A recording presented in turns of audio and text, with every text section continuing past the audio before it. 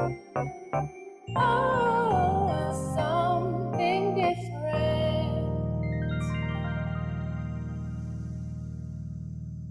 Mark chapter 4, verse 38. And he was in the hinder part of the ship, asleep on a pillow. And they awake him and say unto him, Master, carest thou not that we perish? I know we know the story well, how the disciples were in the ship on the sea to go across to the other side as Jesus had commanded. And Jesus was asleep, and there was a storm that was raging, and the ship was taking on water. And we see here the disciples awakening Jesus and sounding almost as if they were in consternation as they asked, Master, don't you care that we are perishing? And I ask, what do you believe about God in your storms? What is your storm theology? How do you see God in your storms? What is his role in your storms? Do you think he's with you? Do you think he's forgotten you?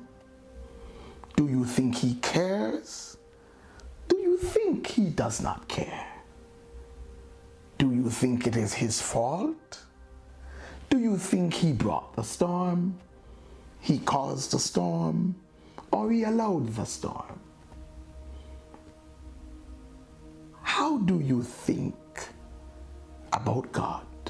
And what do you think about God during your storms? What do you think is the purpose of your storms? Have you ever recognized that some storms bring to the surface of our lives things that were hidden, things that were obscure, things that were way below the surface? Well, what's the benefit of that? Well, for our strengths that the storm exposed, then we become more aware of the greatness that's within us, and we are able to accomplish more. Well, what about the weaknesses which the storm exposes? Well, in those cases, we come to recognize what issues we have that we need to put on the altar, that we need to seek God's help for, that we are able to touch God, believe God, trust God, and follow God to be delivered from. Both cases are beneficial because the storm cannot reveal in us anything that was not there before. But if we treat the revelation right, then we should be a better person. Do you recognize too that some storms come into your life to actually clear a path for you? Yes. It is raging and the billows are tossing and the wind is blowing and things are toppling and you are so distressed at the fury of the storm. But have you ever had the experience that when the storm is over, you are still standing, but some things that you thought would never get out of your way are no longer around? The blockages are gone.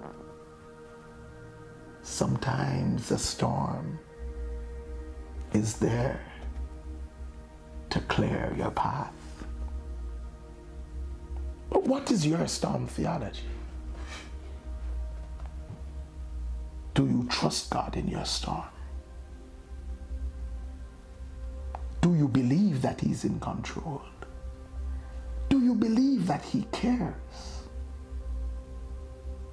It is important that we assess our beliefs about our storms, because you're always going to be having a storm at some point in time in your life. Very often, we're either in a storm,